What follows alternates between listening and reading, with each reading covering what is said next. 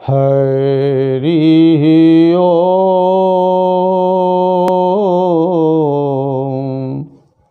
हरि ओम। सच्चिदानंद रूपाय विश्वोत्पत्त्यादि Hathaway तापत्रय विनाशाय श्रीकृष्णाय वयं नुमः। प्यारे भक्तजनों, आज बहुत ही दुख के साथ ये कहना पड़ रहा है कि जब मैं नास्तिकों की बातों को सुनता हूँ, अपने धर्म ग्रंथों पर बिना मतलब तर्क वितर्क लोग करते हैं, खूब ढेर सारे उदाहरण देते हैं, तो मुझे बहुत दुख होता है। दुख इस बात का होता है कि ये हल्ला करने वाले लोग कभी किसी धर्म ग्रंथ को पढ़ा नहीं है। यहाँ तक कि मुझे नहीं लगता कि कभी इन्होंने हनुमान चालीसा का पाठ भी किया होगा। और ऐसे लोग टीका टिप्पणी करते हैं। जानते हो क्या कहते हैं? आपके धर्म ग्रंथों में तो हर ग्रंथ में अलग अलग बातें लिखी हैं। धर्मशास्त्रों में मतभेद है, शास्त्रों में मनगढ़ंत बातें लिखी गई हैं, पर मैं कहता हूं ऐसा बिल्कुल नहीं है। मैं मानता हूं धर्म ग्रंथों में कुछ न कुछ अंतर हैं, मतभेद नहीं, अंतर। जानते हो क्यों? इसका मूल कारण है कल्पभेद, समय का अंतर। सभी ग्रंथ एक समय में एक विद्वान के द्वारा ही नहीं लिखे गए। अलग अलग कल्पों की बातें अलग अलग विद्वानों द्वारा व्याख्या की गई है। तो दो समय की बात को एक मंच पर रखना, कुछ न कुछ दोनों विद्वानों को कहने में पहले तो अंतर होगा। इसे हम मतभेद नहीं कह सकते, क्योंकि किसी भी ग्रंथ में ये नहीं लिखा है कि परमात्मा असत्य है, संसार सत्य है। सभी ग्रंथों का निचोड़ यही है कि परमात्मा सत्य है और संसार असत्य है। मूल बात सबने एक ही बात कही है, किसी में कोई मतभेद नहीं है। कहने का अंतर। अब जो ये अंतर आ रहा है, क्यों आ रहा है? तो ये आ रहा है कल्पभेद के कारण। कल्पभेद क्या होता है? ध्यान से समझिए। कल्प का मतलब ब्रह्मा जी का एक दिन, परंतु ये पूरी व्याख्या नहीं हुई। आप जानते हो ब्रह्मा जी का एक दिन कितने समय का होता है? ब्रह्मा जी के एक दिन में 1000 चौकड़ी होती है।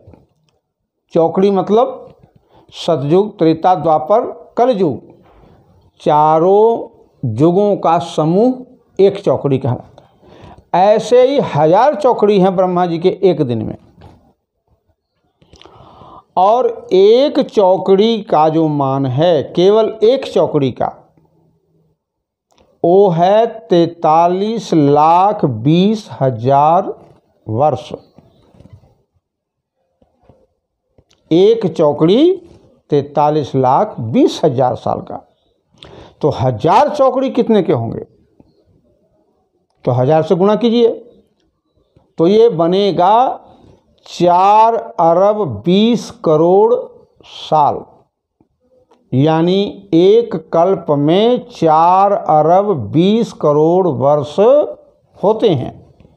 इसी को ब्रह्मा जी का एक दिवस भी कहा जाता है, इसी को कल्प कहा जाता है। जब ब्रह्मा जी का दिन समाप्त होता है तो ये सारी सृष्टि का प्रलय हो जाता है। इतने समय की रात्रि होती है, रात्रि के बाद पुनः सवेरा होता है, और जब पुनः सवेरा होता है तो ब्रह्मा जी फिर से सृष्टि की रचना शुरू करते हैं हूबहू।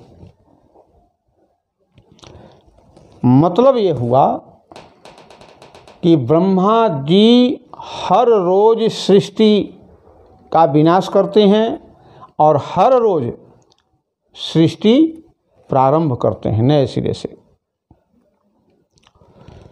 तो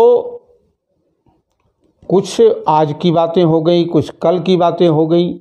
विद्वानों ने, किसी विद्वान ने किसी कल्प की बात कही है, किसी विद्वान ने किसी कल्प की बात कही है, तो अंतर होना स्वाभाविक है। इसी के अंतर्गत हम थोड़ा ये भी समझ लें कि चौकड़ी तो हमने बता दिया कि 43,20,000 साल का होता है, लेकिन ये युग कितने के होते हैं? तो कलयुग होता है 4,32,000 साल का। द्वापर होता है इससे दुगना 8,64,000 साल का, और त्रेता इससे 3 गुना यानी 12,96,000, और सतयुग की जो उम्र है, जो समय है, वो 17,28,000। अब इन चारों को जोड़ते हैं तो बनता है 43,20,000 साल एक चौकड़ी। इसी प्रकार 1000 चौकड़ी का एक दिन। तो इसका मतलब ये हुआ कि राम अवतार एक बार नहीं हुआ, हर कल्प में होता है।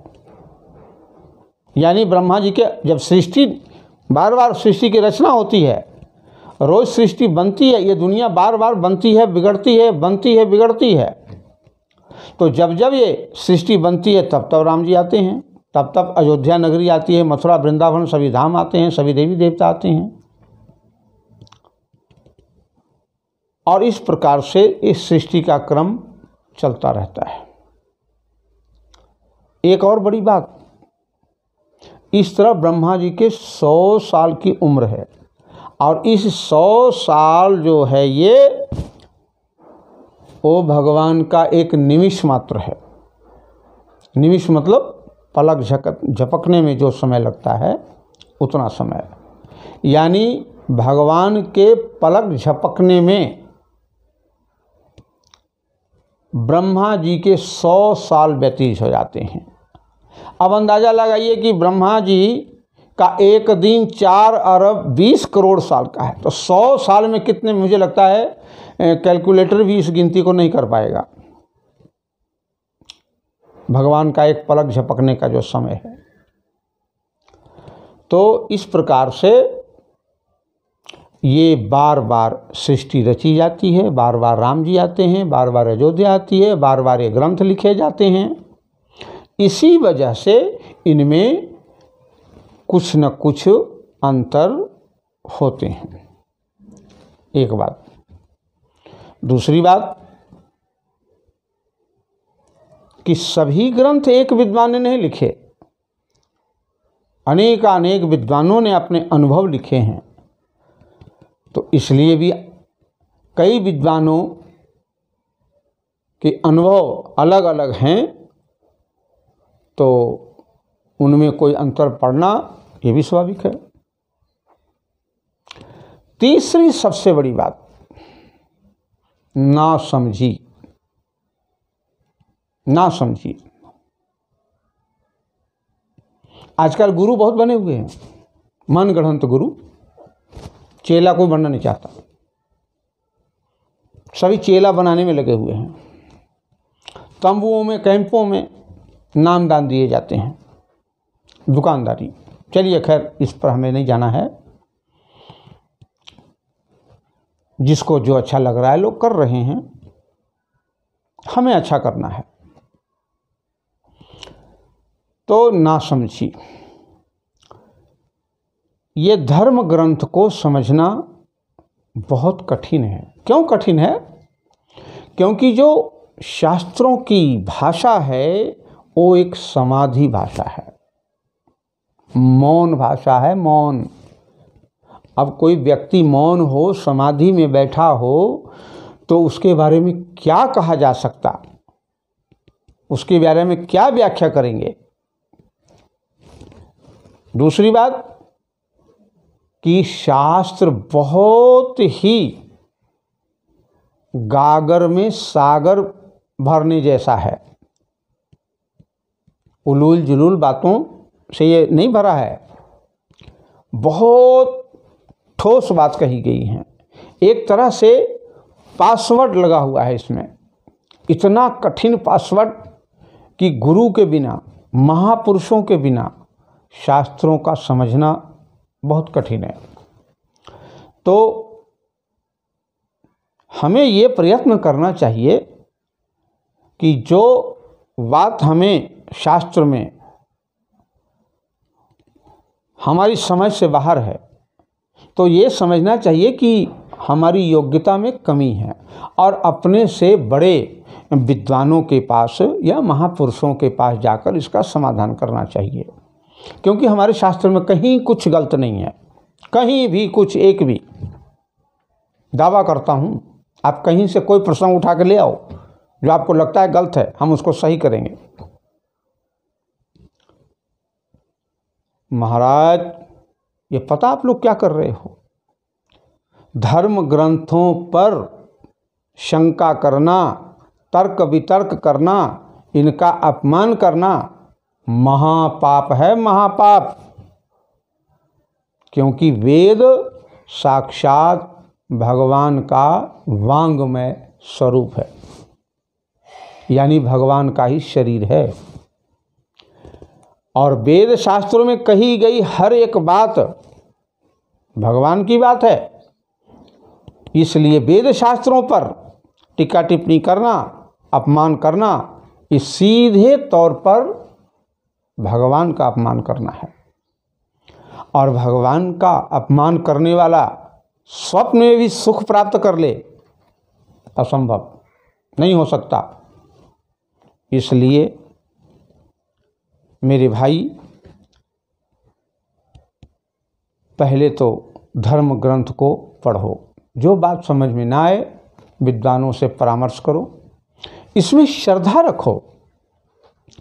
ये वेद कोई आम किताब नहीं है। शास्त्र कहता है वेदोखिलो धर्म मूलम, संसार का कोई भी धर्म ऐसा नहीं है जो वेद की व्याख्या नहीं करता हो। संसार के संपूर्ण धर्म की जड़ वेद है। शायद आपको मालूम हो कि न हो, ऋग्वेद का रचयिता कौन है? नहीं बता पाओगे, क्योंकि उसका रचयिता कोई है नहीं। ये ईश्वरकृत है, ईश्वरकृत। ये भगवान के श्वास से उत्पन्न हुई है। इसलिए इन पर टीका टिप्पणी करना महापाप है, अपना विनाश करने से कम नहीं है। प्रार्थना है, मत पढ़िए धर्म ग्रंथ। कौन कहता है आप रामायण पढ़ो? कौन कहता है वेद पढ़ो? पर इस पर बकवास भी मत करो। बकवास अक्सर वही करते हैं जो कभी धर्म ग्रंथ पढ़ते नहीं। रामचरितमानस में लिखा है कि जब राम जी ने धनुष तोड़ा तो परशुराम जी आए और तर्क वितर्क हुआ। जबकि वाल्मीकि रामायण में लिखा है कि जब राम जी का विवाह हो चुका और जब वो बारात वापिस आ रही थी तो रास्ते में परशुराम जी से मुलाकात हुई। तो ये जो दो प्रकार की घटना आई, मानस में और वाल्मीकि रामायण में और, तो ये समय भेद है।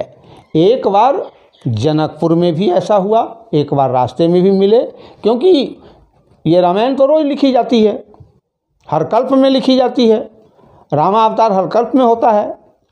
तो इसलिए ये जितने आपको फर्क नज़र आ रहे हैं ये कल्प भेद है, इसके सिवा कुछ नहीं है। हमारे धर्म ग्रंथ पूर्णतः सत्य हैं। एक भी अक्षर, शब्द की तो बात छोड़िए, श्लोकों की बात छोड़िए, एक अक्षर भी असत्य नहीं है, झूठ नहीं है, कपोल कल्पित नहीं है। जय श्री राम।